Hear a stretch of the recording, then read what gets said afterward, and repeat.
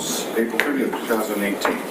The clerk today will be Ms. Sheila Gray. I'd like to call this special meeting to order. Any late items, please? No, thank you very much. Motion for the adoption of the agenda, please. Councillor Thorpe, seconded by Councillor Tipp. All those in favor? Opposed? Motion carries.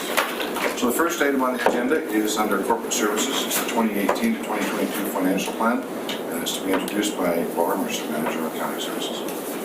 Ms. Mercer.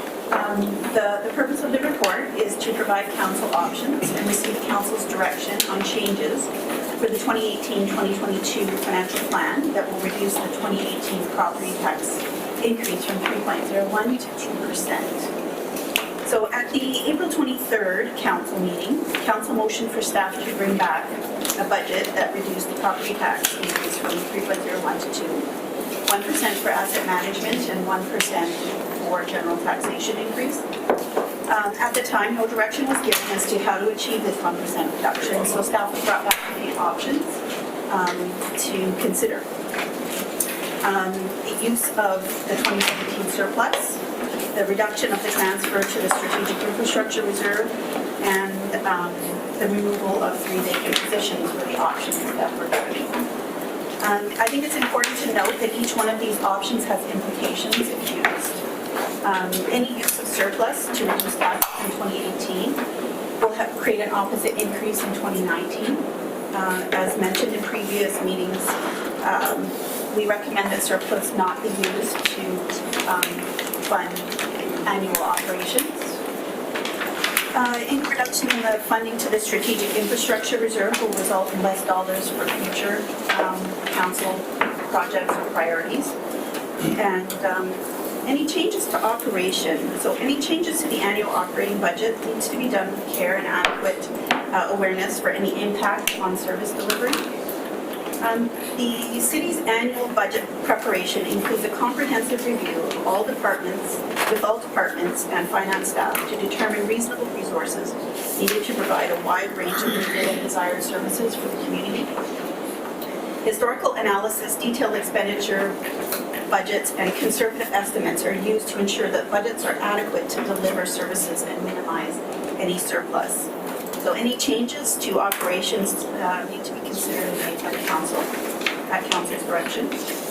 So staff still recommend that the 2018-2022 financial plan bylaw amendment reflect the 3.01% property tax increase, as this reflects decisions made by council during the budget review process.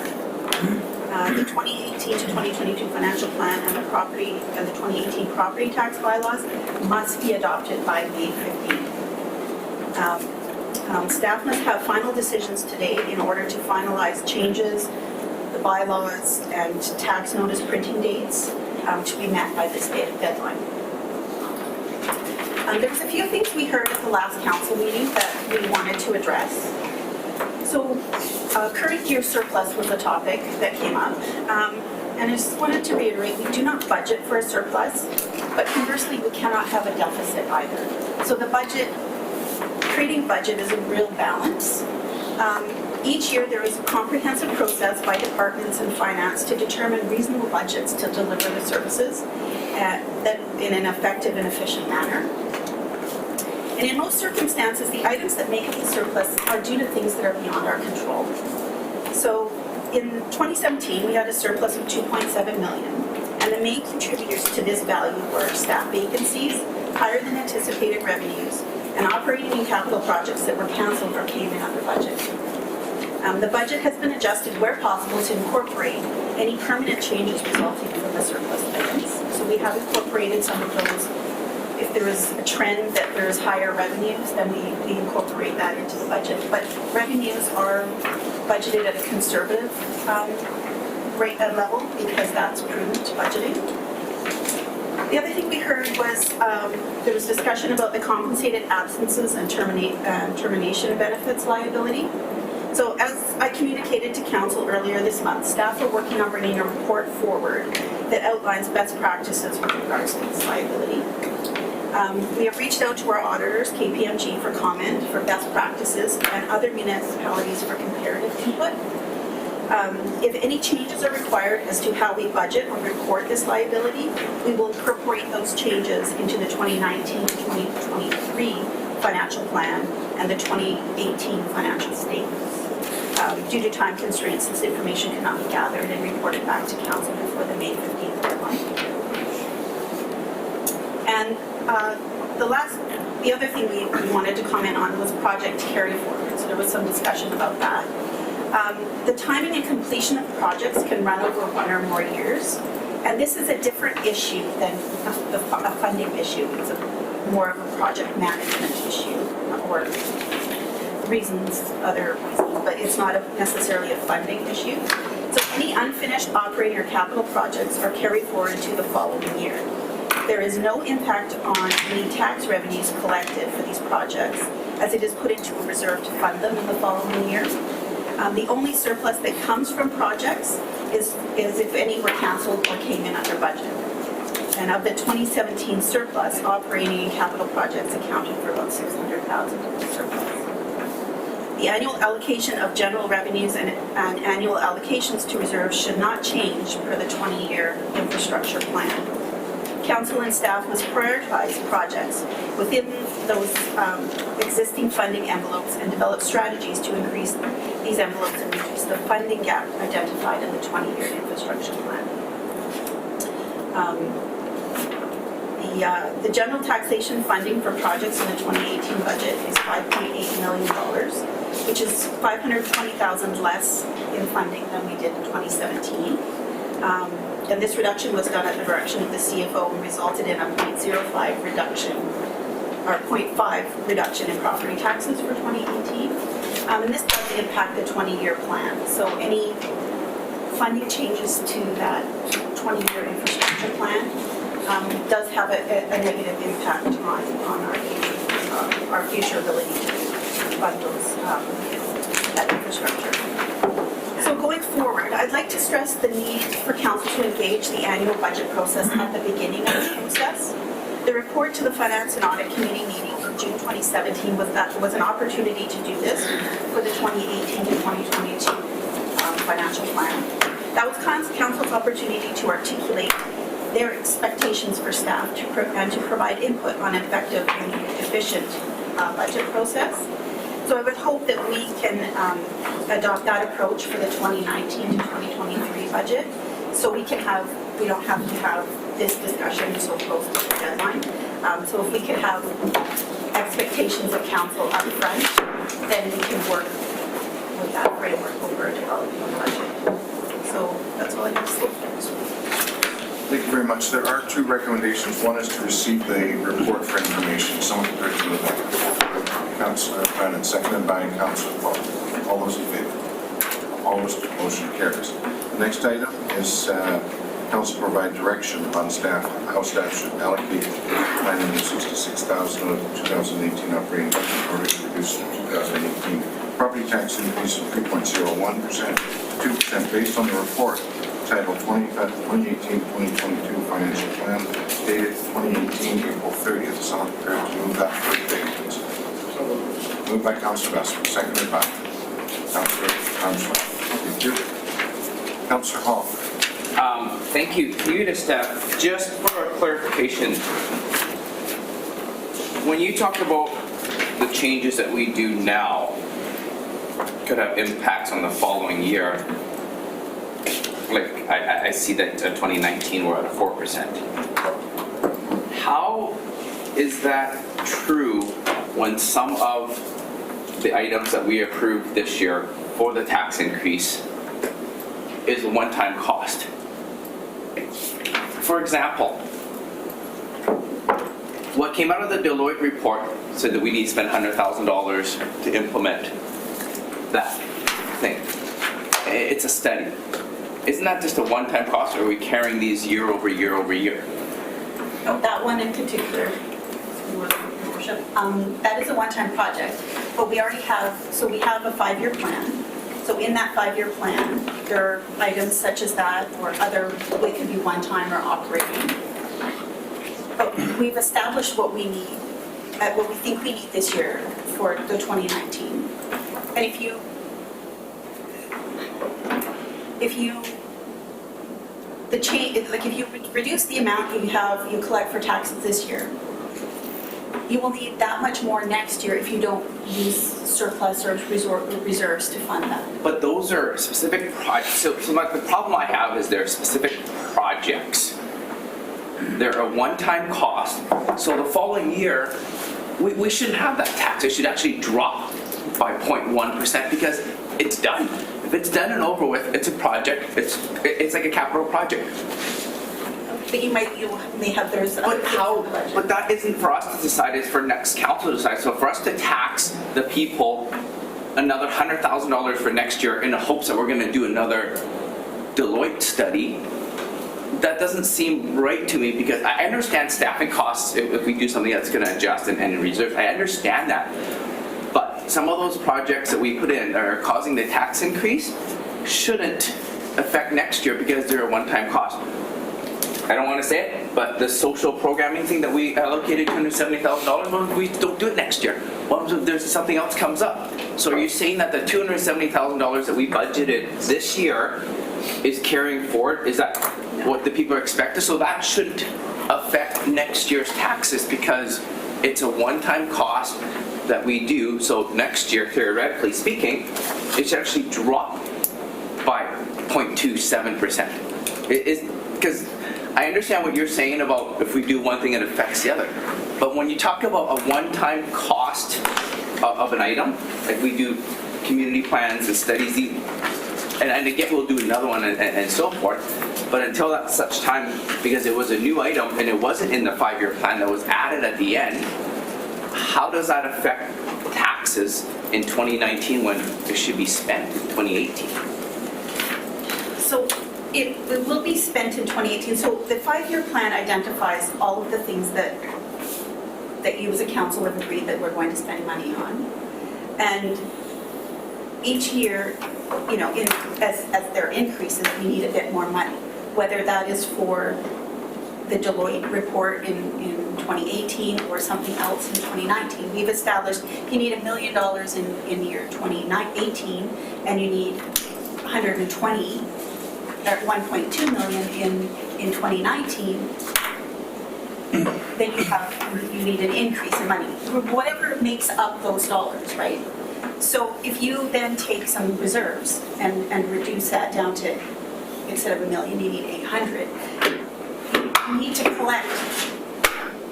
collect that extra 200,000 plus the additional that you pulled out of reserve. So it's not about a specific project. It's about the collective. And I get that, and I understand that's how the taxes, like, especially if you roll everything into Parks and Rec's budget, $20 million, and well, we're going to take $1 million away. Well, obviously, the next year you're going to have the $1 million you took away plus another $1 million. But these are specific projects, and that was the cause of the increase from 2.79%. We ended up, council at this table, a last-minute decision, nothing to do with staff, increased some of these items.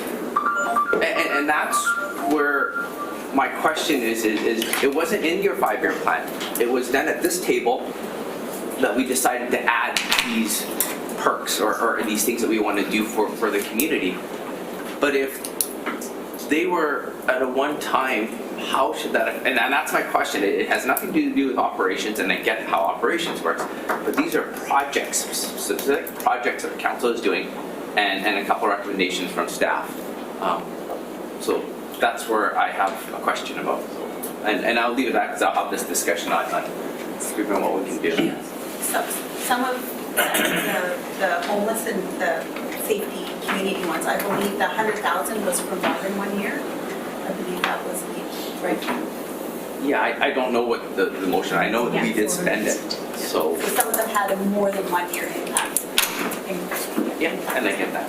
Great, thank you. Thank you. Councillor Kemp. Well, thank you very much, and I'm not going to interrupt anything right now. I know we're in debate for a little while, but I have to respond to some of the things I've heard this morning. And this is a systemic thing I'm addressing here, systemic. So please don't anyone take it personal. If you do, come talk to me or do whatever it has to do.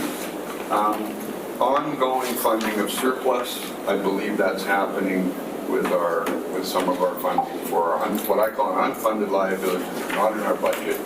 And I do not believe that a Public Service Accounting Board recognizes a surplus being pushed into an account for benefits and long-term benefits, and which we have a contract for, so that we have to pay those benefits, and we have a contract for it. So I do not believe that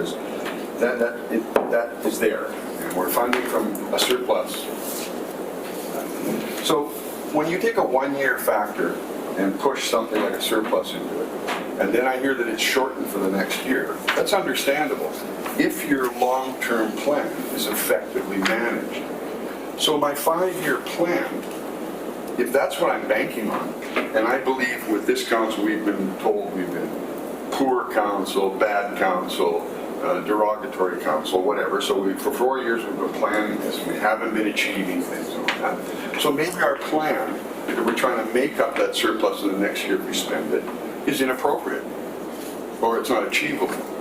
And the Deloitte report states very clearly in 2016 that we billed for $500 million worth of stuff, and we created $24 million worth of product that year. So there was a lot moved to reserve, and I understand construction. It's slow. It takes time. It can take years to get through a building permit. So I know that takes time. I understand that. So in December, I voted for a provisional budget. We did add some things because don't look me in the eyes, I'll change my mind, right? The public came in front of us and we changed our mind on this. Not fault of anyone, because we valued them as a council. But I'm not certain our plan is effective and efficient when we have to move so much. Year after year after year, there's been at least a 40% not completed work, but we are billing for them. And then I'll refer back to that $400,000 approximately for the funding for the $4 million theater that we questioned over the few years here. But we've had that in the budget, but it has to be shown in the budget because it could become a true liability if the theater raises $4 million in that year. So if they had raised the $4 million last year, we would have had to fund that $4 million through a form of taxation and put it in to pay the $4 million that we promised. But that's where that other liability isn't in our budget, and that concerns me. Despite what someone thinks, it should be transparent, effectively, efficiently put in our budget. So I hear that effective and efficient budgeting. So for me, when I hear that council has to come to the table earlier and get this done, 2016 core review, October 3rd, I'm not certain that 2 pages of recommendations can come close to being worked on. And as a council, this effectively reflects into our budget. The Deloitte report from 2017, I'm not certain, and I push for the Deloitte because our process management, our work staff process and planning, it says in that report, has been behind the gun. So to hear that I'm pushing this late as a council, when I voted for a provisional budget and I asked a staff to come up with extra money for us, it doesn't seem to me it was effectively done for me.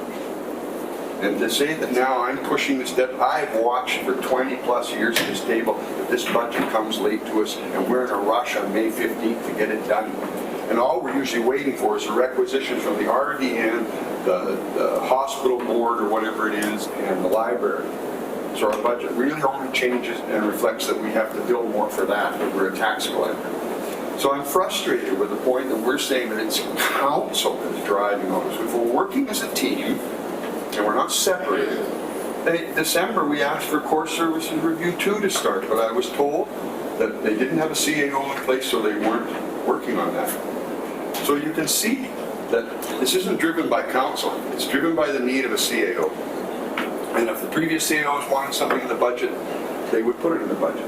For example, one that I would like to get rid of soon, and now, and fast, is the communications officer. Wasn't recommended, but it got onto the budget, caused some chaos. So for me, we have room in this budget to move. We have room over years of moving things. And when I hear for projects that get canceled, create a surplus, well, as things change and as we update our environmental standards, we update things, some of our projects should be canceled or shouldn't be done. Or shouldn't be done in a riparian area costing me money as a taxpayer.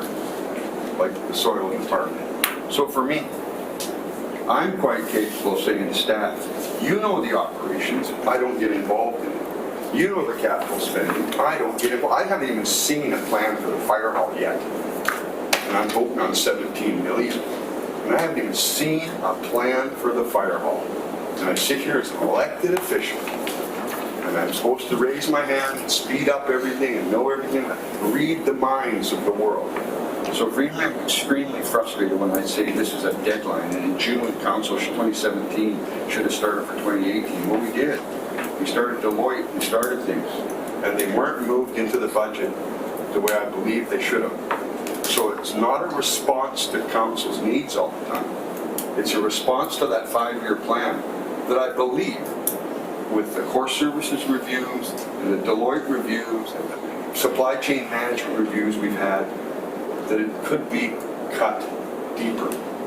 And I don't believe, I haven't got any letters this week telling me raise taxes to help the poor. What I do know by that is if we educate our people and they can earn money, then they can pay taxes and we can have all of these things we want, all these desires and wants and needs. If we don't educate and we don't employ people, we won't have any money. And so, and I'm not responsible for the homeless or the drug addiction, but we're spending money on it. It's been big money. So for me, the budget, you just bring it down to 2%. And I look at surpluses that can go, one-time surpluses. If they're one-time surplus every year going to a fund for bank holiday time, bank sick time, then a one-time surplus can be used to reduce the citizens and the NIMO's taxes. And I'm just ready to say, get her done. Thank you for listening. A bit of a rant on Monday morning. Thank you. Do you have any direction for staff? Yeah, but it's into surpluses and stuff. But there's more people want to talk. So I take up the time. Thank you. Councillor Armstrong. Yeah, I just wanted to ask the MSP that we don't have to pay, is that an extra 1.2 million roughly? Or what's that amount to? For 2019, we get a double hit in 2019, and I think it's around 1.2 plus about 500 for a phase out of the current plan and then the new employers. Okay, so just with MSP, which wasn't being planned on, obviously, and then the salaries, which is 1.9 million, that's 3.1 million, which right away is a 3% tax increase with stuff that we didn't even plan on, is that correct? So that's my answer right there. We have to do the increase. As far as I'm concerned, be the 3.1% increase just to cover up those, and that's not even including the 1% for asset management. So I will only be voting to increase the tax just based on that. I do not believe in using surplus to reduce services. So, thank you. Mr. Presswood. Thank you. Could staff please inform what the RDN requisition to the city will be for 2018? I don't have that off the top. You can find that out for you. Well, the reason I asked that question is because if we're at 3% or 3 point whatever, and the RDN's at 3 point whatever, so now 20,174,000. but I'm looking at the percent. So then it's a 6% tax increase, or 7 or 5.9 or whatever that number ends up being. And I think that's an important piece of the equation, that we tend just to add on, obviously. We just add it on. And I think, So 2 million from 18. so if we aren't sure what that number is, that where we have some ability to control the total.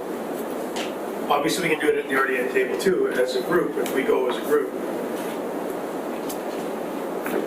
And then we have the ability here, municipally, to do our thing here too. And I think it's important because every percent is now, before, like 10 years ago, a percent was 500,000-600,000. Now it's $1 million. And it's becoming evident and more evident that I can't see taxes receding to some constant. with all of the work that needs to get done. So that's just comment one. Comment two is the capital project information as it relates to, in 2017, I think it was $50+ million allocated for capital funding projects, whereas we did $24.1 billion of work. And then we've stated that we're going to be doing around $188 million in the 5-year plan, 2017 to 2021, in capital projects, which to me would mean that we know exactly what those projects are, and especially the ones that we're in the year that we're in it. And then the next year, so 2016, we decided to do it, 2017, we're into it, and then 2018, I'm guessing that the majority will be completed. So it's in the capital projects dollars where I'm not as comfortable as I need to be that all of those monies that we've identified for capital projects are being expended on said capital project and not just pushed out or pushed out or pushed out. So that's a concern for me. And then there's positions. So that was my second comment. The third comment was just positions. So I heard it indicated at the last meeting that the risk management one we didn't need, or wasn't approved or recommended. That the communications officer position was, that the legal position was not recommended and removed, but the monies were left in because the legal side is increased. But I think as an anomaly, maybe it's increased when we look at historical data and everything else at a level that is beyond what maybe 2019 or 18 or whatever will be. So let's do that correction. So I have some places where I think we might be able to address. And certainly the easiest thing we could do is increase it. There's no doubt about that. So the work that's involved to try to maintain or reduce is hard. But the ability to do that is here. The easiest thing to do is increase it. That's easy. And then justify the increase. Councilor Young? Thank you. Thank you for this. I'm not sure if I'm going to hear all the council going to come to the table sooner. If I work here full time, it's my job to do this great. I do the similar smaller budgets, and my board of directors say, "Here's what we got to be maximum," and they say we got to get there. I can go to my board and say, "You guys should have told me sooner," and I don't know what to do. You board of directors figure it out. It's my job to figure it out. So I just want to share those comments. And we're going to change the culture of what Jimmy was touching on about this isn't on you guys. It's just the culture. It seems like I like to come to work, like with my board directs me, I got to come up with solutions.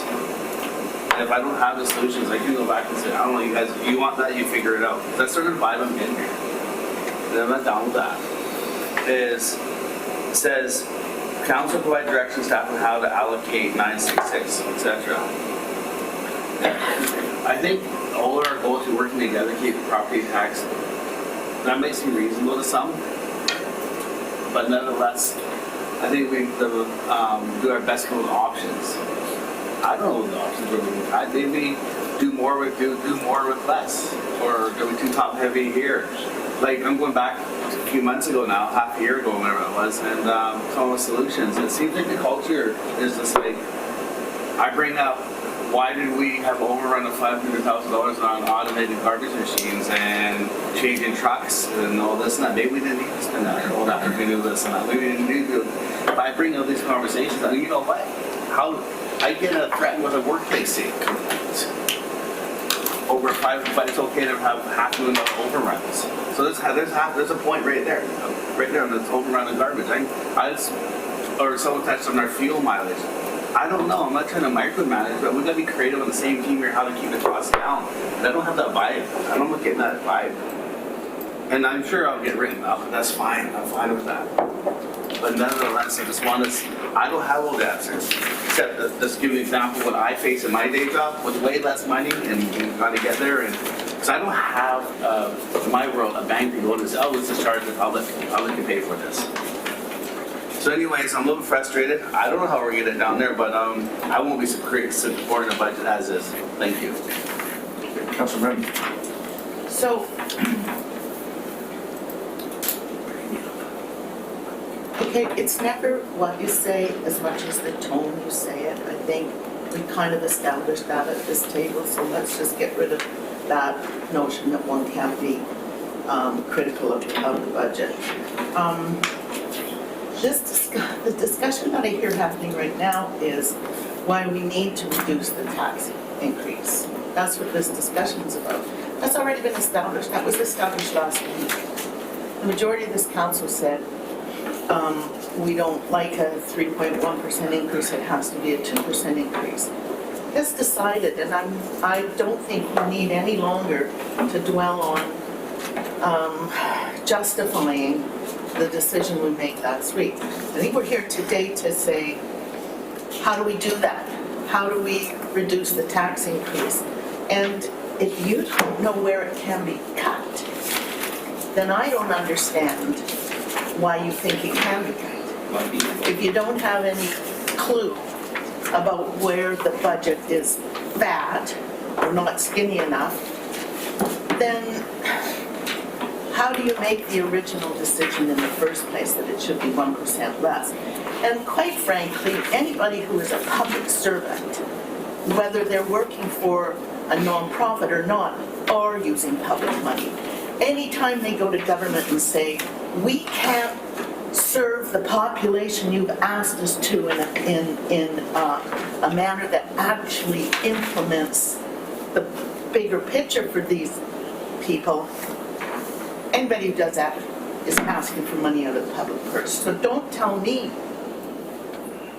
that we're just traveling along saying, well, I want this program and so I'm going to tax the people more, and I don't ever do that in my job. Everybody who works in the public sector relies in taxes to fund their programs. So don't get mixed up about that. I'm happy with the 3.1% budget. I am here today to find out what my colleagues say should be cut to meet that.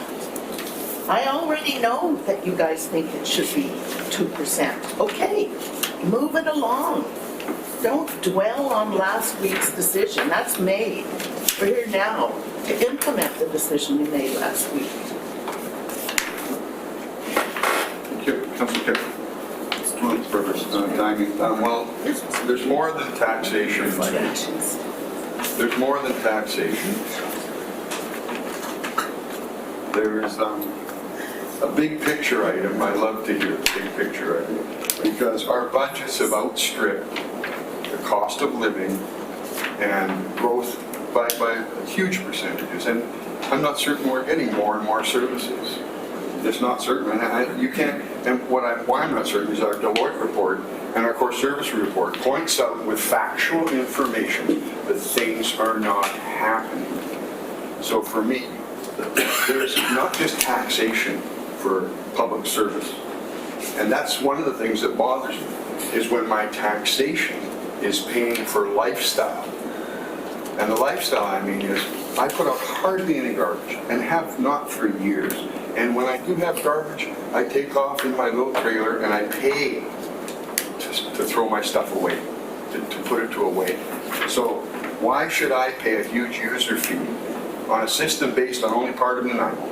In the garbage system, when for in fact there is a $500,000 overspend that we didn't know because of the business plan.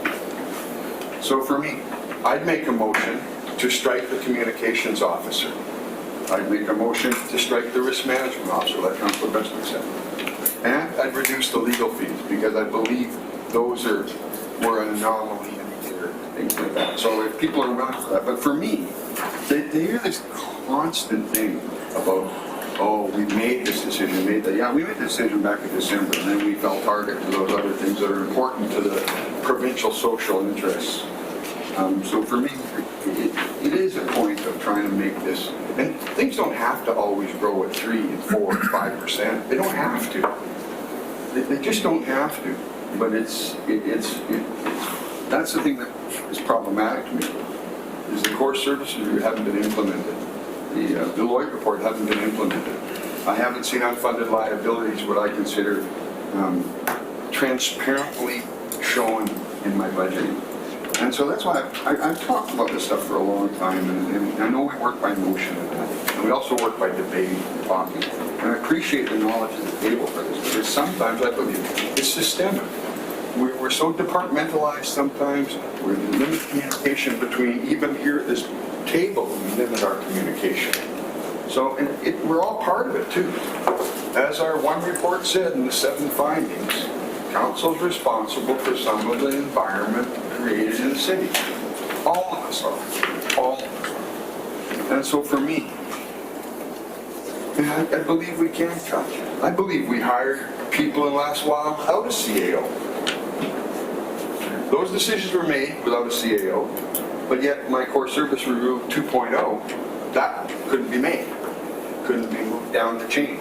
So I guess what I've talked about for a long time is this artificial separation between governance and operation, and the design of the system we're in, where it allows us to be separated, blamed for everything, pointed up at or pointed outward from, to take responsibility for a budget that we literally have no control over. Because I don't know how many people here could discuss 6 topics of the city and really understand those 6 topics of the city, what they mean, what those budgets really actually apply for, what a ballot looks like or stuff, right? So we're supposed to make those decisions, but we're not supposed to get the operational details. And for me, my brain doesn't work that way. It's like a sponge for that crap. So for me, what motion's on the table now? So the comms person that was never in the budget from Al Canning's budget got pushed in, and it was never to work for council. It was only for the corporation. It was a corporation, we were not to have council. We weren't even supposed to go talk to the person, really, because he's a corporate person. And the risk management thing now, the next CAO can bring that in. And it's important because it's financial risk management. And it goes along with the reports that I've been, my notice of motion, I can find one here for this, about these reports that have been from 2016 and now, and 2017. Now staff's pushing those financial reports to 2019. So that's a 2-year delay on necessary financial things that our accounting firms and our auditors and everybody knows are important. And for me to say that KPMG couldn't get back on an answer for me, it's been what, 2+ weeks now? 2+ weeks, KPMG hasn't been able to say Public Service Accounting Board does not recognize, there's the language they use, I got the language they use, I can dig it out, does not recognize the asset, a surplus is an asset liability for that. So this seems pressure, purposeful pressure, late in the game, change the rule, move the goalpost. A lot of complaints come to me about the movement of goalposts, and this is an example to me. And goalposts are moved, and it's laid on the table of council. All panicked about votes in the newspaper and blogs. Let's make a decision. Let's cut some things, and you can vote against it or vote for it. It's like Councilor Brennan said, we know what's going to happen. We all know so why we're doing this. Thank you. Okay, so any first-time speakers? I'd like to make a motion. There's a motion on the table. There is a motion on the table, so I'm going to take some advice from the department. We set this aside, or would anything we determine here? And your worship, was it seconded? I didn't know if it was seconded. It was. So, and is the motion to remove the communications? No. The motion is on the floor is the main motion, which is Oh, okay, the yes. council provide direction. So would we set that aside? I would. That's not really a motion.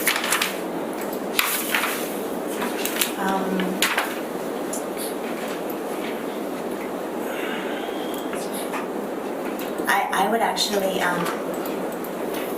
the motion is that council provide direction on how staff should allocate 966,000. So by voting on that motion, you wouldn't be furthering any business, so you could start with that motion. I would call that question Okay. and then go on to the direction. Great. Okay, so I'm going to call that So question. the motion is to provide direction. Correct. Yes. All those in favor? Opposed? Motion carries. Now, individual motions. Councillor Brennan.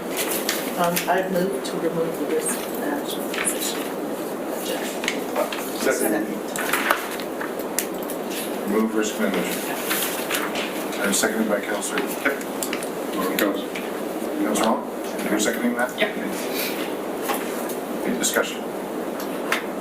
Councillor Brennan. Oh, yeah, this was discussed a short time ago, and the majority of council felt that it was an important position to have in.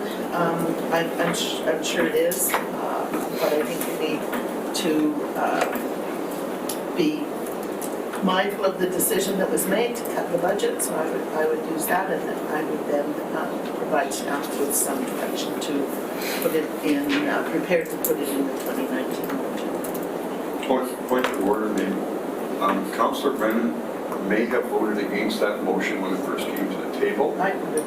Oh, did you? Okay, I was making sure, because then I would say I would vote for that and take you off that risk chain, just in case, but I thought you would No, vote I voted against it. against, I voted to remove it. The majority of council moved to retain it. That's right. It was So important. she's on The previous she's not on the prevailing side, so she can't bring back that motion. Can she or can't? I just want to make sure this is done correctly. I don't need an error made, so that, oh, we made a mistake, it comes back to council. Was that a committee? What's that? Was that a committee level? I'm just, okay, so it's fine then. Well, it's not reconsideration, so it's okay, that one. Okay, You can perfect. correct for reconsideration. Thank you. So, Sorry about that. Okay, first time speakers. Councillor Porter. Wait, are we calling the question? Are we speaking on it? I don't know, I wasn't Are speaking you to this speaking? motion, Yeah. Okay, but I will speak to it. Briefly, I'll support it, okay. Thank you. but I would like to make further comment in our discussions. The motion. Motion is to remove this position. Right. And I don't know if Councillor Clark wants to talk about the motion to remove it before we call the question or after. But I'm quite comfortable to speak to the motion to remove. This position, I believe the directorship of 7 did not remove from the original request for this new position. So council accepted what the ask of this position was 6 or 7 or 8 or 9 months ago. And then when it came back to us 1 or 2 or 3 weeks or a month or so ago, that it was not removed, I don't think, from that request. Now, I'm very comfortable to remove it, and as I understand it, it's at a $152,614 amount annually. Is that correct? yes. Thank you. Okay. Any others to the motion? Councillor Kip. Yeah, I voted for this before because I thought it was an important position. But in order to meet the needs of what I think our budget is, I'm quite happy to remove this now and leave it for another council determination. Because what this was looking at our investment dollars and the return on our investment, if you remember the position. So it's an important one. But right now, to keep our budget down, quite happy not to vote, or to vote to not have that position and change my mind. Okay? Very good. Are you ready for the question? Call the question. All those in favor? Opposed? Motion carries. Councillor Thorpe. Thank you, Chair. I'd like a motion to make a motion that we remove the position of Director of Communications and Community Engagement. Second. And then I'll speak to that. Moved and seconded. Councillor Thorpe. Thank you, Chair. So first of all, I'd like to acknowledge the work of staff, and I feel badly that we're here 2 weeks before the filing deadline, having approved a provisional budget back in December, and given no direction until this last minute, I did not vote in favor of reducing our budget to 2%, but that decision has been made. I appreciate the recommendations from staff, and if I may, just to comment very quickly, and it's related to the motion.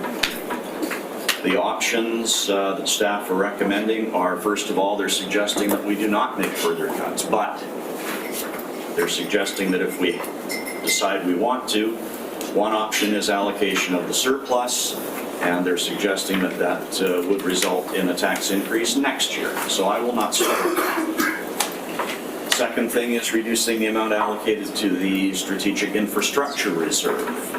To me, that totally defeats the purpose of the infrastructure reserve, and so I would not support that. And the third option is changes to operational budgets, and to me that means service levels. And I don't want to see our service levels changed or reduced. I am willing to make the motion I just made regarding the communications officer, even though I supported that position.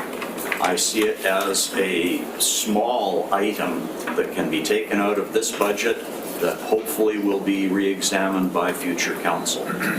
But I'm willing to support this as one area, one small area to reduce the budget, but I will not be supporting other reductions to service levels. So I wanted this position reinstated, but I'm willing to make the motion to remove it from this budget. Thank you. So it's been moved and seconded. Councillor Thorpe, followed by Councillor Thompson. I have a question for staff. My understanding was after Mr. Cooper's position was terminated, that we contracted these services out, and then we had also specialists come in and do some of the stuff. Do you know what the costs were for that? So I can put it into perspective for what a full-time director was and what our contracting out and things were. So your worship, through you to Councillor Armstrong, I haven't been able to get the exact numbers for that, though we didn't contract it out. There was a contractor used during Mr. Cooper's time as well as after, and for January of 2018, the same contractor was used to assist with communications work. And so those were additional costs in 2017 and January of 2018, as well as with some personnel matters that have arisen in this year. There was a time back in February where we did engage a specialist to help with communications. Do you have a rough in the field. estimate? A rough estimate, I would say, in 2017 would be $50,000, and for January of 2018, probably around $3,000. So 53,000, and then the direct communications is 82,000, so it was 30,000 roughly? And just a correction, that 82,000 is just for half a year. Okay, thank you. Thank you. That was the point that I wanted to make, that the communications position, as referenced here at 82 plus, is for 6 months or thereabouts. Which brings me to the question, if I may, the Chief Operations Officer position at $202,000, is that for half a year or is that for the entire year? An entire year. So it's for an entire year. So would it be 101,469 if it was for half a year? Yes. So why would the communications position then be at 82 and not 165 or 164 plus? So that confuses me. The budget that you adopted on January 15th included a full year for the Chief Operations Officer, but the Director of Communications was just brought back a few weeks ago, and there would be no point in adding the entire salary back for the year when we're already 4 months into the year. So we took into consideration how long it would be to do a recruitment, thank you. Recruitment for that position, and it wouldn't have been filled until sometime in June. So if we recruited right now. Thank So you. we only added half a year. So that would explain for me the same principle that would apply to other positions that don't exist. the treasury and risk position and the chief operations officer position that are vacant would take till June or July or whenever to implement. So in any event, So the difference in my read of this is that the two positions, the risk manager and the COO, were already in the budget, and they were fully funded for the year. The communications position was not in the budget that we've previously looked at, and that's why it's only in there for 6 months. Funding, not funding. So, in any case, I'd like, before we make a decision on this, I would like council to provide direction to staff as to how we intend to manage communications at the city. Because it was communications landed on the desk of the clerk. And the clerk will be the first to admit she is not proficient as a communications specialist. So I would like council to tell staff who they intend to give it to. Because while the other two people in that department are very good at what they do, they are not everything that we need. Councillor Fuller, you had your hand up already. Did I? I thought so. Yes. Councillor Westman, or Councillor, Just a question I had before, Mr. Cooper, then, how was it done? I wasn't, this one, I mean, you were here, so. Departments all kind of did it up. And there was a group of 5 people that got together from 5 departments, and they did the communications. For eons? Yeah, for I think about 2 or 3 years prior to Mr. Cooper. And then they decided that because the 5 of them, and it was, all functioned all over the community, they wanted to bring it together. And that's why it wasn't recommended that that position be filled. It wasn't recommended? No, Al Kenny never recommended it. It came late to the table up in the room over here to committee of the whole, to put it in place. And 5 people ran it before, and they got together and they did their communication. Thank you. Somebody could correct me. Councillor Thorpe. Councillor Hong had his hand up. Thank you. Just on finance and audit in April 4th said organizational changes, moving the GIS unit from Public Works and Engineering to General Government IT, and 2 positions from Communications moved from General Government to Parks and Rec. So it seems like our departments have communication specialists probably within each of these departments at this point. Because somebody was doing it. I didn't even know we had 2 positions in communications unit. So I think we have the staff capabilities to do, I think, within each, and I understand that it might fall on the clerk. I'm still happy to make a motion that we hire another person for lead services to get down on these FOIs that we need. So I don't contract it out at this point to reduce work, but whatever, that's a different discussion, and I'll speak to the motion that I don't have a problem with removing it. Okay, Councillor Thorpe. Thank you, Chair. So I think your question is a good one, and I want to make it clear that I support having this position. I made the motion to remove it because it was not originally in our budget, and I see it as one small step we can take to help reduce the budget for this year. But in future, I would definitely support having a director of communications, although I'm not sure it needs to be a person hired at the director level. I would see a manager type of level person, but I think it's a valuable position for a city of this size to communicate communications from City Hall. So I just want to make that clear that I support the concept. I'm willing to defer it for this budget year to help us bring the total down even by a small amount. Thank you. Councillor Westman. Thank you.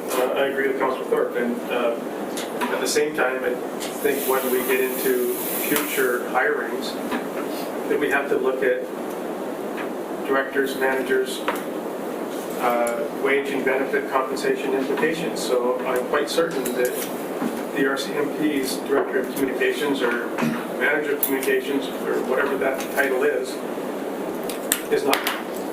And we receive countless reports coming out of that department from the communications person and the school district, which has as big a budget as probably we do in the regional district.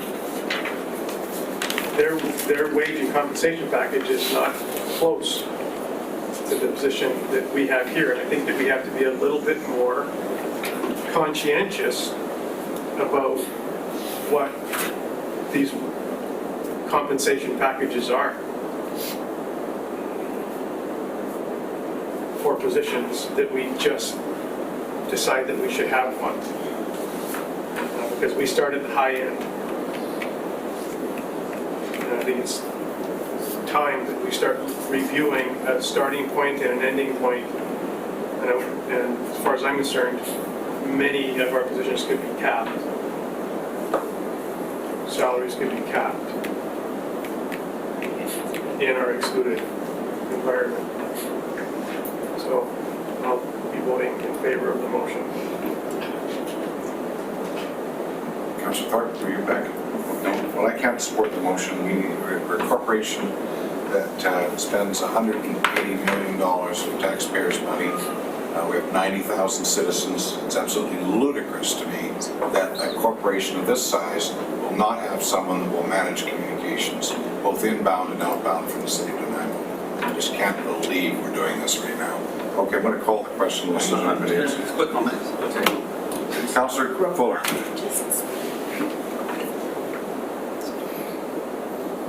I'm going to support the motion, but I have a question. Do we have business cases for any of these three operational budget items that we're looking at? Chief, COO, Manager, Treasury, and Master Director of Communications. Do we have business cases for it? There is a business case for the treasurer, the risk management position. I believe we sent out a business case with communications. Yes, no, I did the risk management one, I remember. Yeah, the risk management I know we do. The chief operations officer, I'm not 100% sure. Yeah, it seems we're always on other people to give us business cases, and it behooves us to have them done for ourselves. So I'll support the motion, and then I'm going to make a motion after that to remove the COO position, which is vacant right now. Councillor Yoakum. Just quickly, I respect the comments around this, Councillor Thorpe, and you just stated yourself. Is there a way, it seems like not the most amount of money, but still, it's up for this year's budget. Is there a way, as a retiree, a position that can be remanded where we're actually strategically planning, say, you know what, someone's retired, they foreshadowing something for the future instead of, see, oh, let's add this, like, be creative? That's what I started getting at earlier, which apparently was a reality in that, but anyways, we gotta do think that way, because like, if someone's retiring or the position that's like where we can be creative and make this happen, I'm just putting it out there for it to be I don't know, anyways, I know what I'm saying, but I don't think it's going out there. Never mind.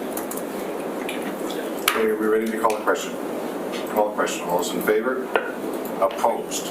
So Councillor Armstrong, Councillor Brennan, Councillor Van they opposed. Motion carries.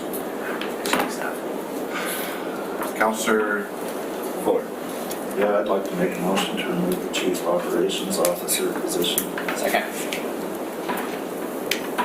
It's moved and seconded. Councillor Armstrong. Just a question on that, since there is a human rights complaint on that right now. If that's successful, would we have to have a position for that individual to come back to?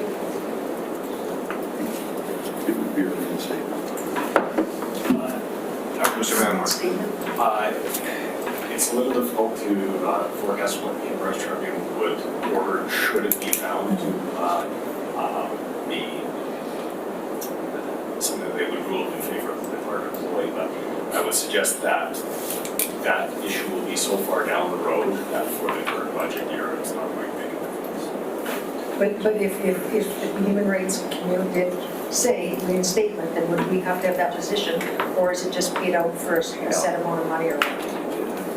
That's going to be Somewhat very difficult to say, but yeah, well, it's it's unlikely, but that would be something, again, that's going to be, I'd be surprised if it was by the end of 2019.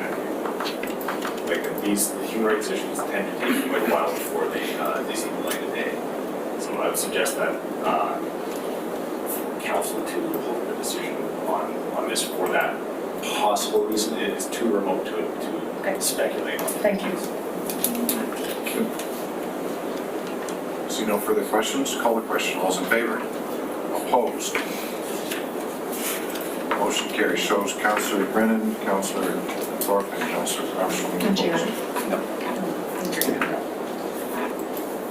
Councillor Long, did you oppose? the No. motion? I was gonna make another motion. Okay. You wish to make another motion? Yeah, thank you. I have a whole bunch. These three were on my list. I'll just go through them One all. at a time. First one, like I said, about one-time costs. The capital project management framework is one of them. It's a one-time cost. We're not going to be doing it next year. So we should fund that out of reserves. So my motion is to move $100,000 from the general capital reserve from 2017 to fund the capital project management framework, which is $100,000. That's 0.1%. Because again, it shouldn't affect our 2019 budget because it's a one-time cost. Unless we're gonna plan to do this one again in 2019, 2020, 2021, 2022. So this is what I like to use the reserves for, one-time costs. That doesn't affect the budget. I'll second that if I can. Okay, so it's been moved and seconded. Can we get some staff comment first? Sims. The project to deal with the light report recommendations is underway. So the project is consultant hired. It's just moving the fund. I'm not saying we could eliminate it, I just want to, it's where it's funded. It should be funded from last year's reserves and not from taxation, is my motion. Okay. Surplus or reserves? Oh, surplus, sorry, 2017 surplus from the general capital reserve that we allocated $752,000 into that reserve. I like to pull it from the surplus and not put, so minus $100,000 from that total. Okay. Any further discussion? Councillor Brennan. I can't support that. I can't support moving our savings around to do this job. And I'm not looking for an argument. I'm not looking to be convinced that I'm wrong. I'm just stating how I'm going to vote. Okay. I want to respond to that. Councillor Hall. Thank you, and I want to respond to that for the specific reason that if we want to put money in the general capital reserve, let's fund it like we did with the asset management reserve. This is surplus. There's a difference between a reserve and a surplus. When we want, this is just extra money that we had from 2017 and staff are just recommending where they put this. If the general capital reserve really needs money, let's budget it for next year and tax people for it. That is transparency. When we undertax them and we have a surplus, we should use that money back. Exactly what we did with the ICF. If we're not going to use the money for what we said we're going to use it for, let's give it back and let's be transparent. If we need money in capital, like property purchase reserve, we know we need money for that one because it's low. And I'm fine with not taking any money on that because I've said over the last 3 years that we should have increased that reserve every time. I've said it every year. $600,000 isn't enough for the property purchase reserve. And I've never gotten any traction on increasing that reserve. So this is the exact same thing. If we want to do it, then let's budget it and increase our taxes. But this is surplus money. Not specifically what we said that was going to go into reserve. If staff needed that money for that reserve, they would have told us and we would have taxed accordingly, and I don't have a problem with that. Thank you. Councillor Brennan. Yeah, so this is definitely a run for October. You know, if we think that our reserves should be healthy and we should add more to them, then we can do it from surplus. It doesn't make it any more transparent, and that's like just pushing off this increase till the next term.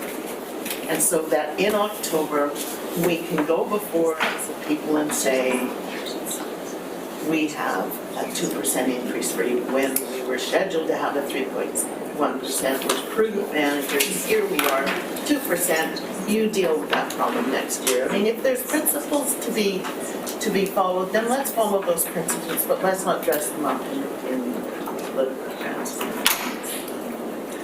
Councillor Hone. Thank you. This isn't political grandstanding. Every year I've voted for this budget to keep it down. Every year. So if this is political grandstanding, yeah, I'm gonna political grandstand if I decide to run forever. Call it what you will. If there's savings that we can have to reduce the tax burden on the taxpayer, I'm gonna try to find it. Sometimes you can't. Plain and simple. I've done this for the last 3 years, and I'll do it for the next decade or two or whatever it is. It hasn't changed my opinion. Thank you very much. Call that grandstanding if you like. Well, when I hear principles of budget, one of my motions that's coming forward is budget guidelines. We don't have a system of budget guidelines or a process. We don't have a thing called zero-based budgeting, or we don't have a certain format. I asked staff that in an open meeting a while ago, what is our process?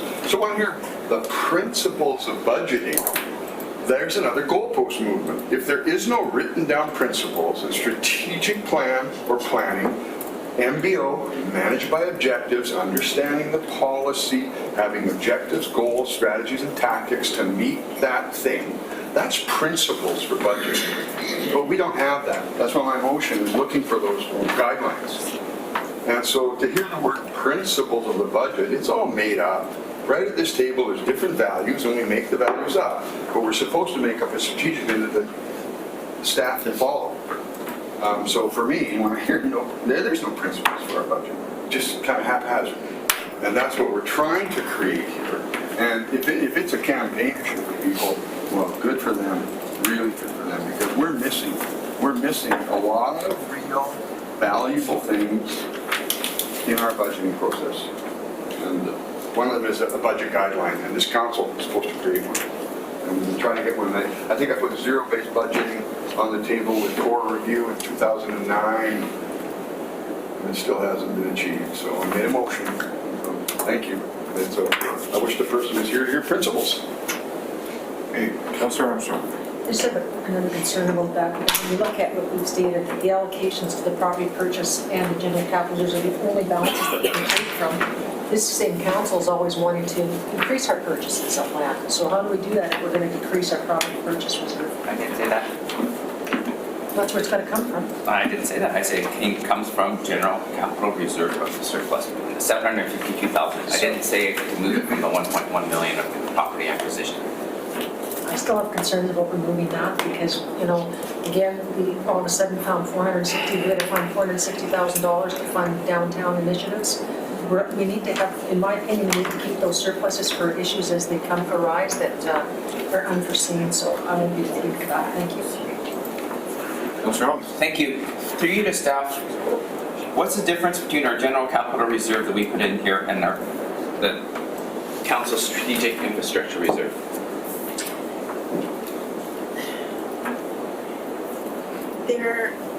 The general capital reserve is much, you can do more things with it than the idea of the strategic infrastructure reserve was strictly for council priorities. Whereas this, the general capital reserve, it's like a general project reserve where it isn't as many restrictions on it as other reserves that we have. So that it sounds not probably as much detail as you wanted, but it's more the strategic infrastructure reserve was for council priorities. Thank you. So just to follow up on that, a lot of the council priorities we set in the beginning of the year is where we should focus our money on. So for us to have that money in that reserve is more important than having it in general, because those aren't the items that council should be focused on. So that's why I don't think that there needs to be a lot of money in this general capital reserve. And question to staff, how much is in that reserve right now? Just the general capital reserve. There is $340,000 left after the funding of the current year projects. Oh, sorry, you said No. general capital. Yeah, general Okay, capital, not the sorry. strategic infrastructure reserve, the general capital reserve. Just give us 1 second.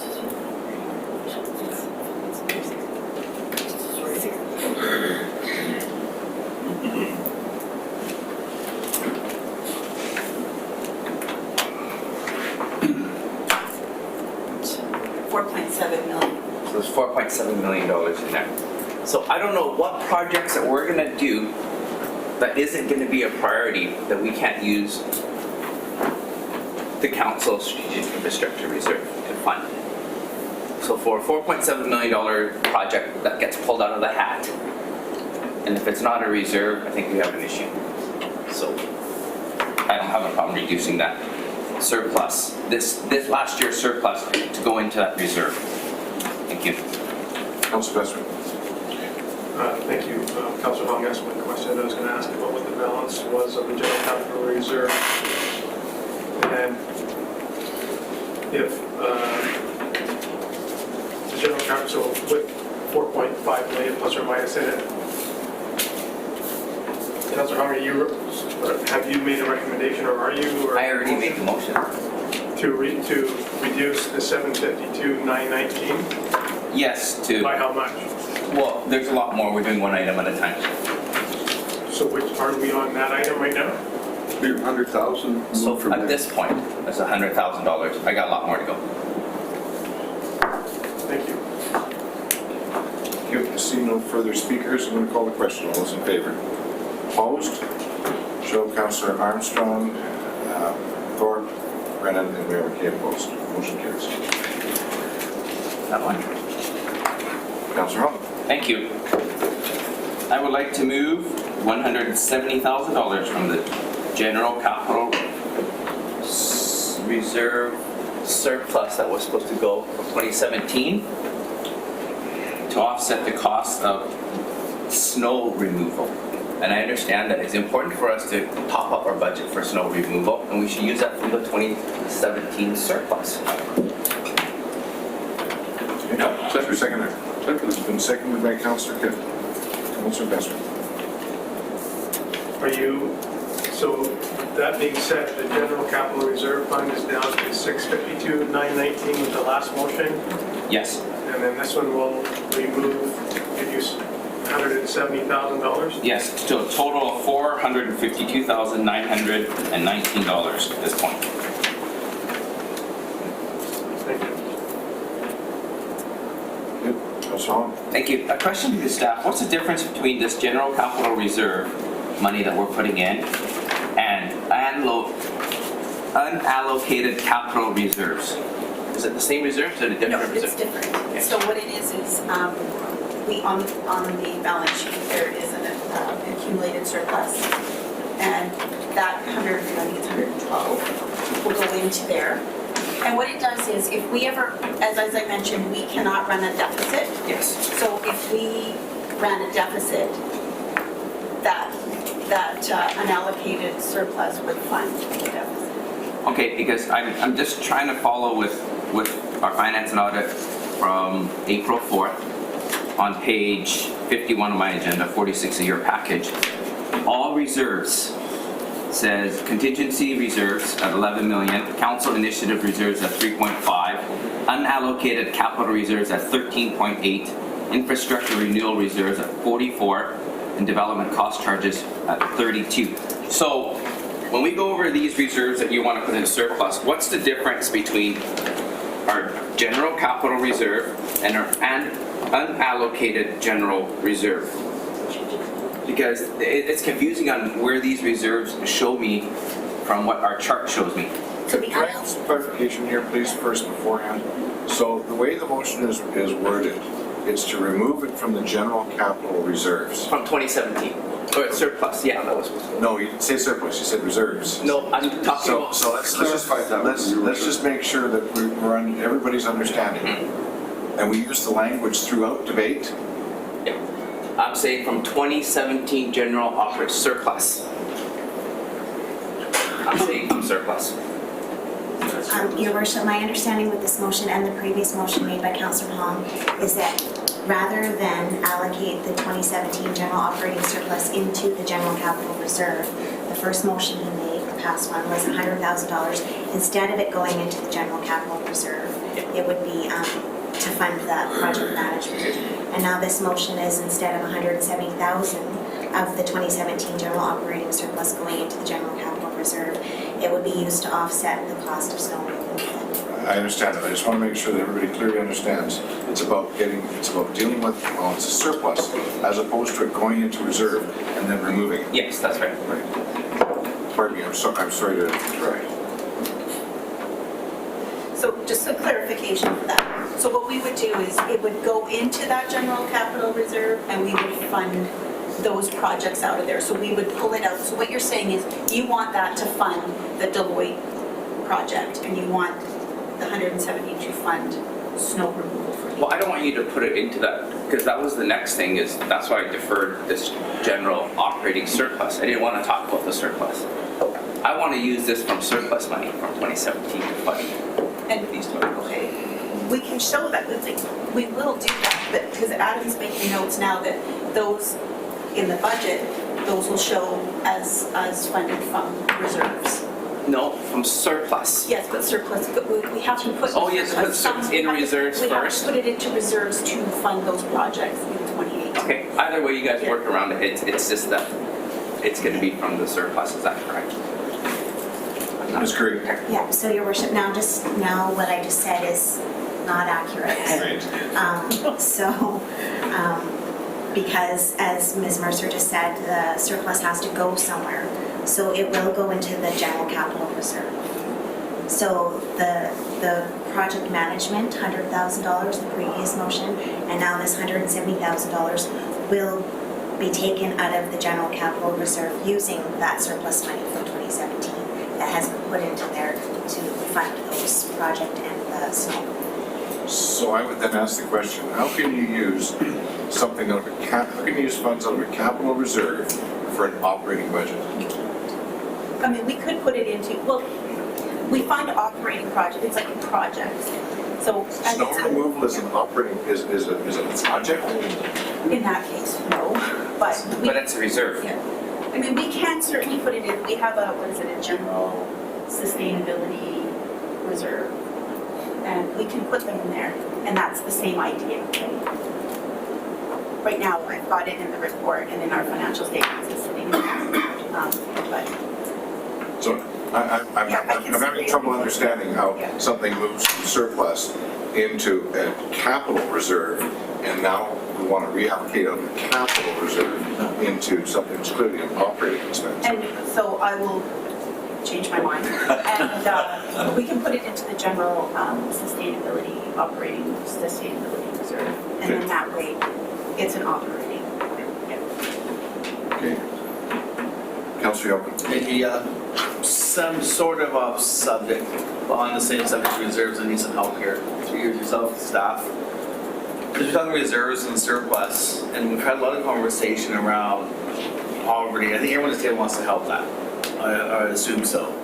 So I was wondering where we find in the reserves to have a true updated poverty reduction plan that addresses in the future, you're going to take this much money, possibly this much tax increase to do problem A, B, or C, or to tackle A, B, or C, instead of like just discussing it and saying we're going to help poverty. I get it, we have to somehow. Let's have a real concrete plan, so then future people say, you know what, there has to be some tax dollars thrown into this, but let's know how much and what it's going to accomplish and hopefully accomplish, and what we should be accountable to our partners if we develop partnerships, etc. So now, because I just bring this up now because we're talking reserves and surpluses. I know it's a little off subject to what Jerry's talking about, but nonetheless, I just needed some advice here on that for heads we're head. This is obviously probably the right spot. Probably not the right spot in the meeting, but I just need some guidance here. I'll leave it at that, thanks. Because that is an interest, I would be willing to make a motion for it so we can answer these questions instead of just being a little bit loose on it. So it's clearer for everybody in the future. Thanks. Okay, I don't see any further speakers. Are you ready to call the question? Your Worship. Just before you call the question, is it possible for the mover, Councillor Hong, and the seconder, I think, to make it so it's not out of the general capital reserve, it's out of the appropriate reserve, so Yeah. the 2017? I'll just say surplus. How about I just say 2017 surplus and staff will. Okay, perfect. I just want to make sure that's clear before Yeah. it's voted on. Thank you.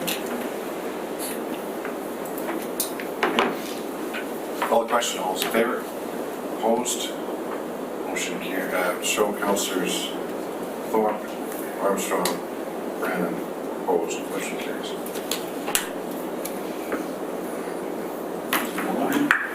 Councillor Hung.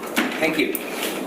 And the next one I have is the $110,000 for the 2018 election. Since that isn't going to be an ongoing cost, it's a one-time cost for the next 4 years, we can fund that from the surplus as well. So I'll make a motion that we fund the 2018 election from surplus. From 2017 surplus. We've got that, staff can work those numbers. It's not. Been moved and seconded. Discussion. Seeing none, call the question. All those in favor?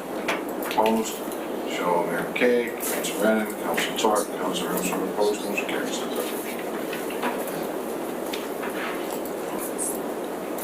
Any other items? Councillor Hong. Thank you. One more. This is a small one, but this is for the community engagement for $20,000 that comes from the 2017 surplus as well. Second. It's been moved and seconded. So that's the community engagement, $20,000 we put in for that project. Discussion. That should One time. one time. Seeing none, call the question. All those in favor? Opposed? Show Councillor Brennan. Thorpe, We defeated on a Armstrong. tie. Pardon me? Yes. So the last one was defeated. No, it wasn't. Councillor Yoakum's not here. Was Councillor Yoakum No. present for the vote? So it was a 4-4. You just stepped out, so it was defeated. No, he was here for the last one, No, it wasn't. just not No, this he one. wasn't. Was it? Let's find out. It wasn't. Excuse, can I just see, You walked through the door at 10:20 and they voted after that. Yes. the last motion was voted for after he left? Yeah. So it was defeated on a tie. I have 4 opposed And there was, okay, yeah, so yes, it was defeated on a tie. I don't have any objection to call you guys. Okay, so let's get this one on the way, because this one is essentially It's on the defeated. floor now, yes, It's yes. been Okay, defeated as so well. this is for the $20,000 for the community engagement program to be funded from surplus instead of taxation. So, all those in favor? Opposed? Show. Councillor Brennan, Thorpe, Armstrong, Mayor McKay, opposed, motion carries. Now, Quick call. motion The for, previous motion that we 110K out of election. Sorry. You walked out. so, someone on, well, there was no agreement. It was defeated. So we're going to reconsider the previous question. Need a motion to reconsider or just a mayor's reconsideration? Mayor's reconsideration. Reconsider the previous question. Okay, so the previous one was to allocate the $110,000 for the 2018 election from funded from surplus instead of taxation, because that is a one-time cost. It doesn't affect services. And it's an election. So we'll Call the fund it question. from surplus. All those in favor? Opposed? Show. Mayor McKay, Councillor Brennan, Councillor Thorpe, Councillor Armstrong, opposed, motion carries. Councillor Hall. Thank you. So that, according to my math, is a 0.86 percentage of savings. My math probably isn't that accurate, but it's probably pretty close. I think I'm happy with that. I've looked. I'm not trying to be skimpy on the budget. I know that we can't be unrealistic, but I think these were some of the changes that could be made.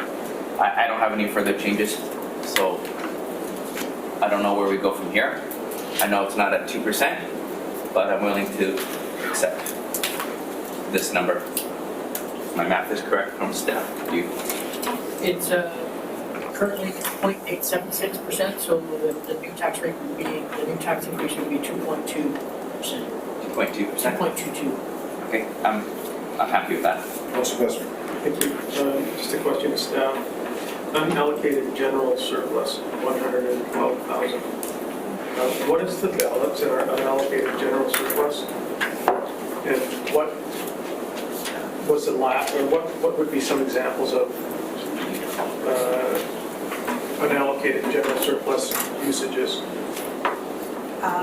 It's around, I believe it's around 6 million currently. The last thing we used out of there was probably to fund the Colliery Dam liability. It was 3.4 million. When it was set up as an operating, we used the surplus to fund the unallocated surplus. So, and on an annual basis, out of surplus on an annual basis, we have always allocated monies into the unallocated general surplus? Yes. And what amount what would be a typical amount? This amount, 100? It kind of varies. I think in 2016, we put a little bit more in there, but there wasn't enough to allocate out to some other reserves, so it all went in. We were trying to build up that unallocated balance because we had used so much for the Colliery Dam out there to provide a more healthy balance in there. Part of the reserve policy we're working on is to establish best practices for what that balance should be. So we're working on that right now to see if we're over or under. But we normally put like a small amount into there. So, thank you, just Bob. So the reason I asked like that, then on a general unallocated surplus, it has $6 million in it. $100,000 really isn't going to make a big difference. No, but putting it in there is, it helps keep building it up to back to where it was.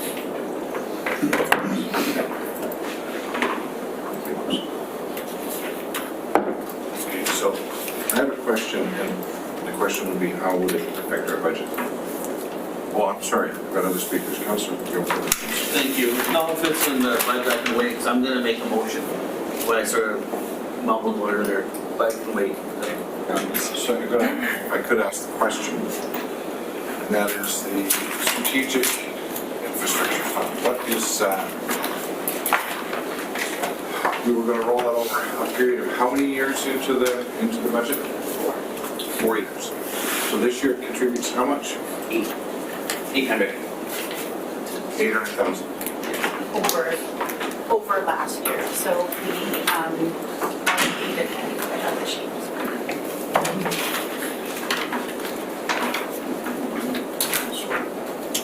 So the total contribution in 2018 was just over 2 million. And it was last year, it was basically $800,000 less, so 1.2. And then next year, it'll be almost 2.5. And then it'll get up to 2.9 in 2020, and that's the last year of phase-in. So on that, can anybody explain to me what happened with the franchise fee? I've just corresponding with a member of the public here recently that said that all of a sudden, a year or two ago, there was a new addition to their bill, their Fortis gas bill, a municipal tax of some sort. Do you know if Fortis charged the tax after they agreed to the franchise, providing the franchise fee to the municipalities? Is this a... That's a good question, but I haven't heard that directly. It's interesting to know. What he's saying is that there was a new municipal tax added to that, and when he said it, when he asked Fortis about it, they said it was a municipal tax.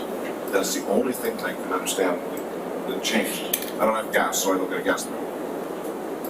Was the franchise, they agreed to pay the franchise. And I'm not aware of that.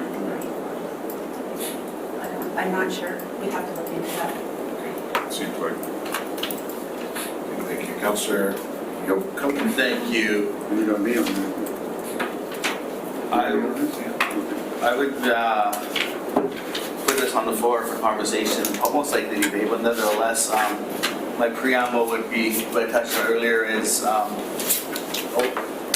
the social wellness, the whole poverty issue does affect all our citizens, and I think, and I know it's the right thing for us to have at least a plan around it. So I'd like to make a motion to have an independent poverty reduction plan created and developed for council and staff, and be funded from the contingency reserve, which I just found was 11 million in there. Because I think this is paramount we tackle this. I would say up to an amount of 200,000 to do a real poverty reduction plan. I don't know, just knowing what we've had reports, a lot of nonsense issues. We've also managed to do reports in the last 3 years on certain items. So I think this is one we would tackle for generations to come. We've got to really roll up our sleeves and take a look at this. I'd second some of that if it was a notice of motion for you to sit with staff and clarify or even give us some examples of, because one of the concerns I have is downloading from the provincial government, that we're becoming more and more responsible for our streets without getting the funding. I'm happy to do it on the streets, and we need to do it. It's a moral issue, but the provincial government needs to step up.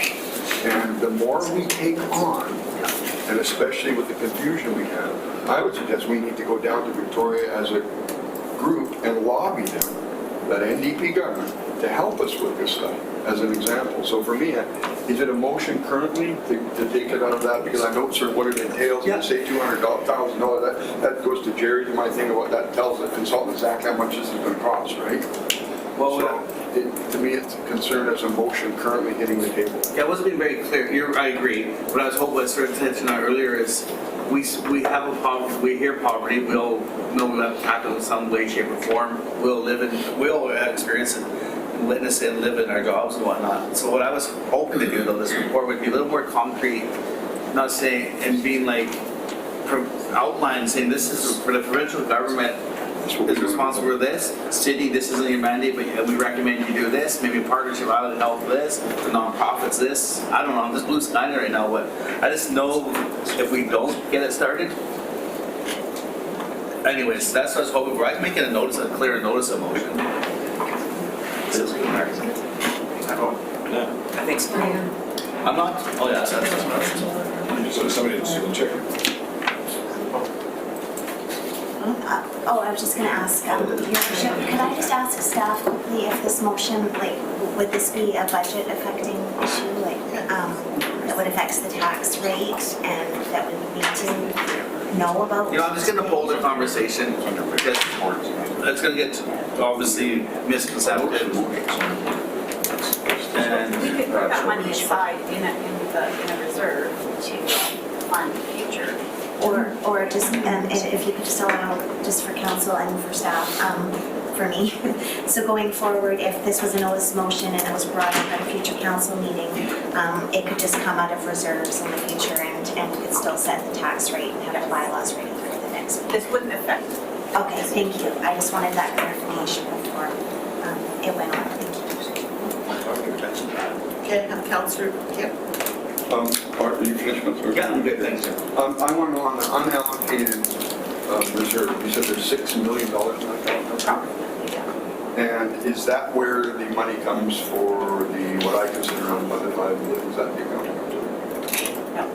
What does It just, it comes out of the 2.7. But it has to go into an account, we've always said, to be spent. So if it's just a surplus account, I'm talking about the bank, sick time, and that. So we just heard that everything has to go into a reserve before it can be allocated. Where do you get that money from? What allocation? What I'm trying to clarify. Yes. So is that clear? Yes. So that adjustment gets made at December 31st and it gets coded to each cost center. Whatever their portion of that adjustment is. There is no budget associated with it, so it goes against current year surplus before you get your 2.7. So So it's an accounting method to push the costing to a cost center that I would never see as a counselor because I don't see the cost centers.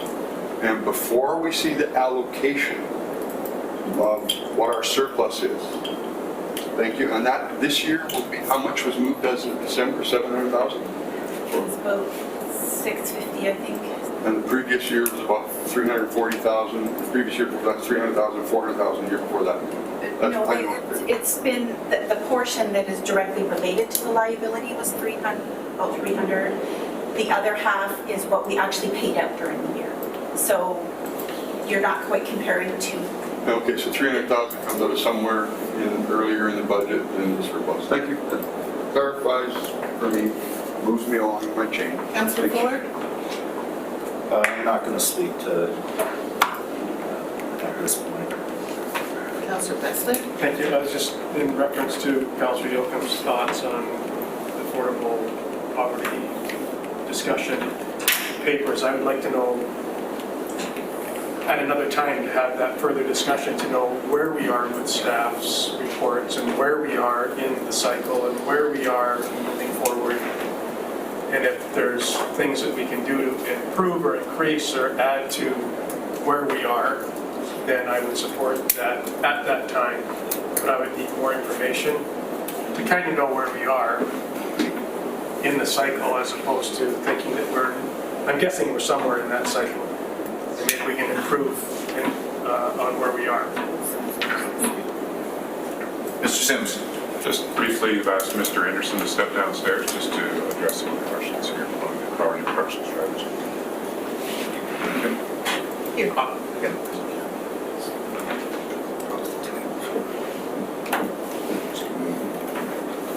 Councillor Armstrong. Yeah, I just wanted to wonder if what Councillor Yoakum has proposed is already in the poverty reduction plan, so I would like that answered by Mr. Anderson, because I know we have a budget for it, and there is a poverty reduction plan, so maybe an update. There we go.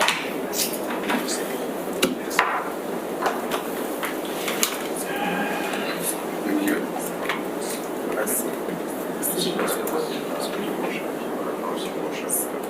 Councillor Thorne. Thank you, Chair. So I'd be interested in the information that Mr. Armstrong might be able to provide. Sorry.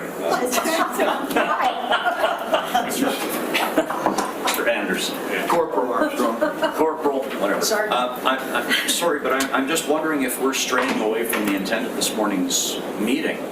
And if this doesn't directly relate to the tax levy for the coming year, then I would prefer to see this discussion deferred to another date. So I'm not sure if it does or not relate. Maybe somebody could help me with that. Ms. Curry. Thank you, Worship. But no, Councillor Thorpe is correct, because that is what I was asking. If it didn't directly impact the budget, could this discussion be had later? But if it did, we did need to have it now because the bylaws do need to be prepared.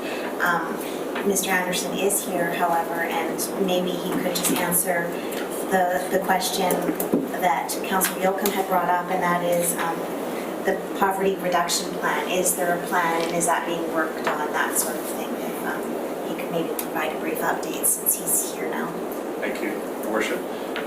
Last year, Council did provide funding for poverty reduction strategy as part of your strategic initiatives. So that is on our radar. We are going to be commencing that later this year. But the funding was carried forward from last year, so there's no funding application, in my opinion, for you to discuss regarding the strategy. It's budgeted for, and we're going to get to as soon as we can sort of get that strategy closer to finish. Any further discussion required? Let's hold. Agreed. Councillor Fuller. Back to the taxes and looking at that, Councillor Besley brought up a good point. And so I would like to make a motion to remove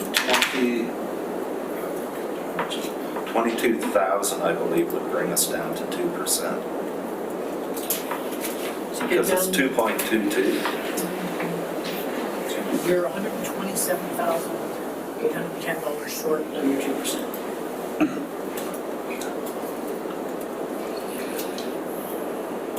Council, save the money. I'm trying to figure that out because we had 876,000, we needed 966, I believe. Wasn't it? Yeah. Okay, I guess it's moot then. But, well, happy I'd remove I'd like to make a motion to move 50,000 from the surplus, which would have gone into the unallocated general surplus. So we move 50,000 from the 2017 surplus towards paying down the taxes. However, we've been doing this with Jerry's motions. This is just another motion such as that. All of those previous ones have been removed from the surplus allocation. So I'm proposing moving another 50,000 from the surplus. That would be reducing taxation for $50,000 that would not go into surplus. Yeah. Is that what I'm hearing? Yes, it's the same as the other motions. Sorry, I'll interrupt you again. Is there a second? Well, I second it. Okay, so it's moved and seconded. So without it having a place to go, does that create a challenge? No. It does have implications on the financial statements, however. So that means that I now have to go back and change the financial statements to reflect $50,000 more in revenue or in net income. We could put this, we could take it out of the general capital reserve allocation and put it into the general, what is it called? General operating sustainability Financial sustainability. reserve and fund it and use that to fund the reduction to taxes. What reserve we have? Councillor Kent? It makes a difference because of the way it's Taxation, allocated yes. onto the financial statement. So you either have it as a reserve or you have it as what maybe people would understand as an equity. Yeah. So, ready to call a question? All those in favor? Opposed? Shelby McKay, Councillor Brennan, Councillor Ford, Councillor Armstrong, opposed. Motion carries. No, Councilor Wilkins. Like, I was up for a minute and down for a minute. Didn't hold it here, so I don't know if he's Is it fully. opposed? I just wasn't sure what, like, where's like, Lowering the taxes. It's going to be different, sir. how much is the lower taxes by?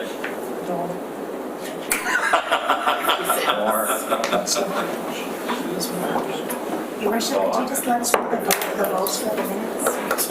Okay, so I think Councillor Yoakum is looking for clarification. Yes. It gets it closer to the annual. Or reduce it. It doesn't matter. You don't want it, it doesn't matter. So if we could just have one meeting here, we're waiting for staff to answer Councillor Yoakum's question. So it's all legit on board, Yeah. then I'm in favor of it. Just 7 or I don't know where it's going.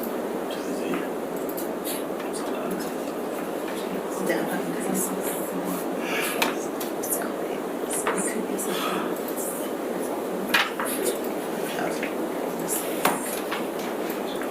Who's that? It's not increase. Going to call the question. All those in favor? All those in favor? Opposed? Show of Councillors Armstrong, Thorpe, Brennan, McKay. Opposed. Motion carries. Move to adjourn. No.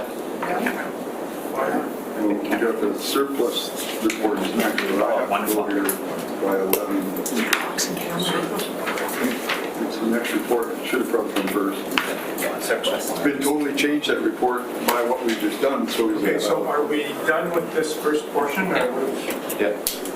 we're going to go on? Okay, next item. surplus allocation report. Ms. Mercer. So as mentioned, this report's going to change a little bit based on the information that you gave me today. And so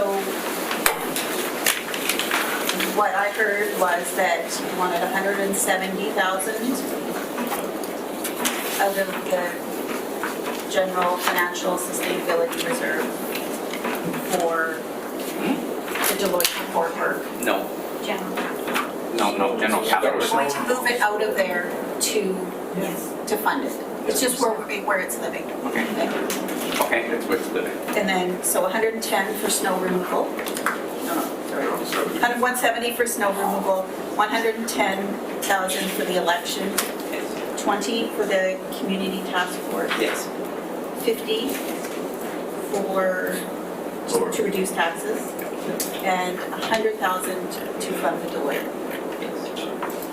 So we'll make those changes, and I can report back to you if that's what you want to see, or I move receipt of the report with the adjusted allocations. Second. Okay, it's moved and seconded. Councillor Hall. Thank you. With regards to the sewer fund and the water fund, I know that water, it is funny. I don't really want to reduce our water rates because I know that if we reduce it for the city of Nanaimo, it'll reduce for Lansville. Am I not mistaken? Or can we have a separate different for Lansville? Your Worship, currently the Lansville, once that agreement gets triggered and they start purchasing water, they go ahead and actually pay a bulk rate, so you have a defined bulk rate within the bylaw. Okay, because I just have a question about, I know that when we tell people to save water, obviously nobody listened last year and we made $800,000 because they used more water than anticipated. Is that correct? I think similar to Ms. Mercer's comments about you're sort of we're conservative in our estimation Yes. of reserves, this would apply the water fund and the increases in the water fund at 7.5% a year is used to fund the long-term capital program that we have for the water supply and water distribution. Okay, thank you, and I understand that. Again, the same logic that I applied before. I don't mind putting money for reserve.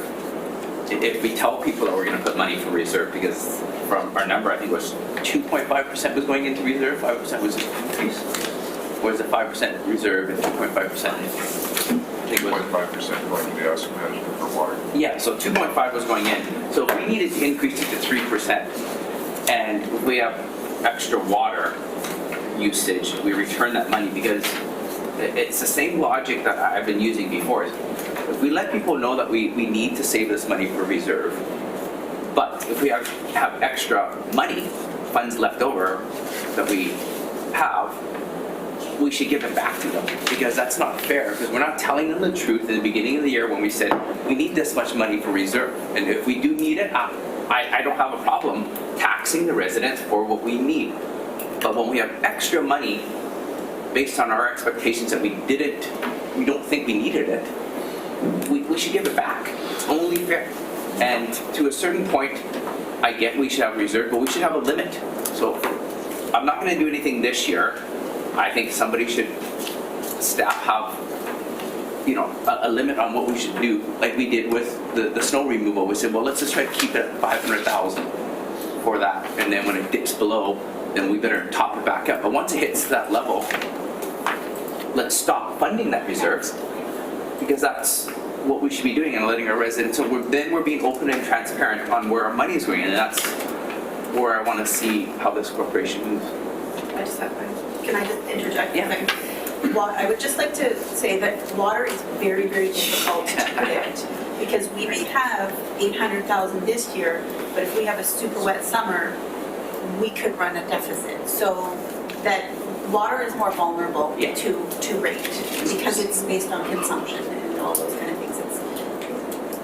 It's really hard to predict. And I agree. Okay, thank you. So receive the report for information. You made a report. I think it was as amended. This So is the amended allocation. with the amended allocation. So I believe the intent of the motion was, as written here, that council approved the allocation of the 2017 operating surplus as amended. Thank you. Call the question. All those in favor? Opposed? Show Councilor Armstrong, or Brad, McKay opposed. Motion carries. So, procedural motion on camera. No, reset, it says 1 o'clock. Are we gonna- Should we have questions here? No. We just had that third delay, 3 hours. I'm sorry. Your worship, Yes. before, I think staff has a question. I just want to ask, is your intention for the 3 positions to be taken out of 2018 only, or taken out of all 5 years? All 5 years you get to see it. And then have it reconsidered? And then, your worship, there is a question period, and what you could do is just recess the meeting until we reconvene later. I was planning to call, I'm just advising. right, to go in camera and then recess that. Okay. Question period. We need a question period. Question period. Ladies and gentlemen, any questions? Seeing none. Motion to adjourn. No. Recess. Motion to go to proceed in camera. Moved and seconded. All those in favor? Opposed? Motion carries. We will go in recess until 1 p.m.